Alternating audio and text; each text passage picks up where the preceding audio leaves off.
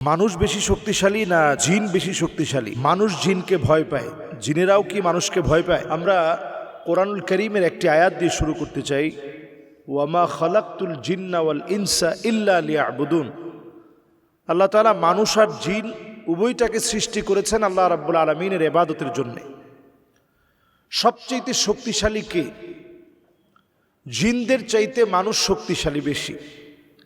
আশরাফুল মাখলুকাত হিসেবে আল্লাহ তাআলা মানুষকে সর্বদিক থেকে শক্তিশালী বানিয়েছেন।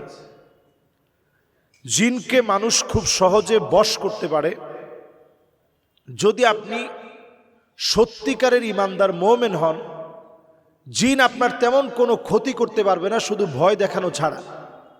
এরপরে যদি আপনি ভয়ও না পান তাহলে জিন আপনার তেমন কিছুই করতে পারবে না। এক্ষেত্রে শক্তিশালী একটি হাতিয়ার হচ্ছে আয়াতুল কুরসি। যদি কোথাও আপনার প্রচণ্ড ভয় হয়, রাস্তায় আপনি একা একা চলছেন, প্রচণ্ড ভয় আপনাকে পেয়ে বসেছে, আপনি সেই মুহূর্তে পিছনের দিকে না ফিরে সামনের দিকে আপনি পথ চলবেন। কেউ যদি পিছন দিক থেকে ডাকতেছে এমন মনে হয় রাত্রিকালীন সময়, আপনার পিছনে ফিরা দরকার নেই, আপনি আয়াতুল কুরসি পড়ুন।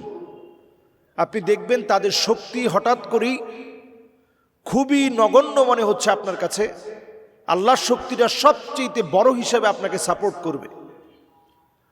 অনেক সময় তাহাজ্জুদের নামাজের জন্য আপনি দাঁড়িয়েছেন, দেখবেন প্রচণ্ড ভয় কাজ করছে যে কে যেন আপনাকে দেখছে, কে যেন আপনাকে ডাকছে, আপনাকে ভয় দেখাচ্ছে।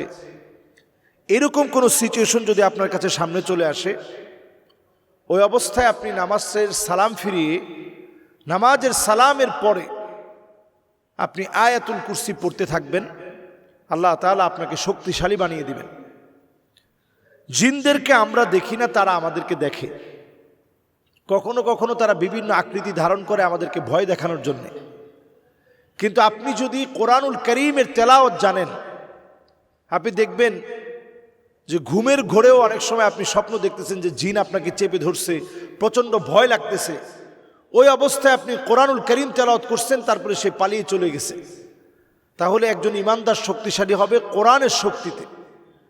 আমরা যদি আমাদের ঘরগুলোকে শক্তিশালী বানাতে চাই, তাহলে এই ঘরগুলোর মধ্যে আপনি তেলাওয়াত ছেড়ে রাখুন।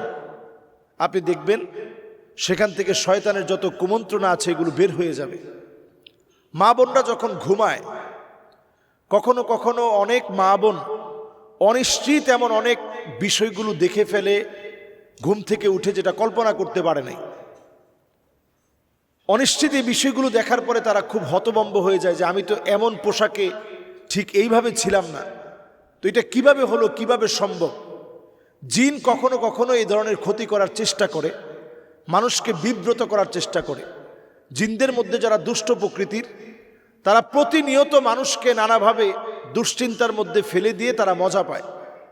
এজন্য আমরা সূরা নাসের ভিতরে বিশেষ করে মিনাল জিন্নাতি ওয়ান নাস পড়ে আমি আপনি এই কথা যেন কল্পনায় নিয়ে আসি, জিনদের ভিতরে যারা ওয়াসওয়াসা সৃষ্টিকারী, মানুষের ভিতরে যারা ক্ষতিকারক ওয়াসওয়াসা সৃষ্টিকারী, এদের থেকে আল্লাহ তাআলা আপনার কাছে পানাহ চাই।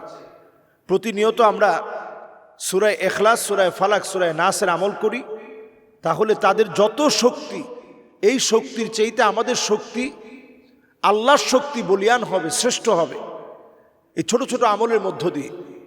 যদি কোথাও এমন হয় যে আপনি সরাসরি আকৃতি দেখতে পেয়েছেন, এটা হতে পারে আপনাকে একা পেয়েছে, বিরাট দৈত্যাকার একটা আকৃতি আপনি দেখলেন, তো স্বাভাবিক তখন তো ভয় পাওয়ারই কথা। আপনি একজন মানুষ, একাকী নীরব রাস্তার ভিতরে আপনি দেখলেন যে বিরাট দৈত্যাকার একটা বিশাল কিছু দাঁড়িয়ে আছে। আপনি সুদূর সেখানে আয়াতুল কুরসি পড়ে ফু দেন, আপনি দেখবেন আল্লাহর শক্তি শ্রেষ্ঠ শক্তি হিসাবে আপনি তার সামনে শক্তিশালী হবেন, সে পরাস্ত হবে। তাহলে এখান থেকে মোট কথা দাঁড়ায় এই, জিনদের শক্তির চাইতে আল্লাহ তাআলা আমাদের শক্তিকে কোরআনের শক্তিতে রূপান্তরিত করলে আমাদের শক্তি শক্তিশালী হবে। আল্লাহ বোঝার তৌফিক দান করুক। আল্লাহু আ'লামু বিস-সাওয়াব।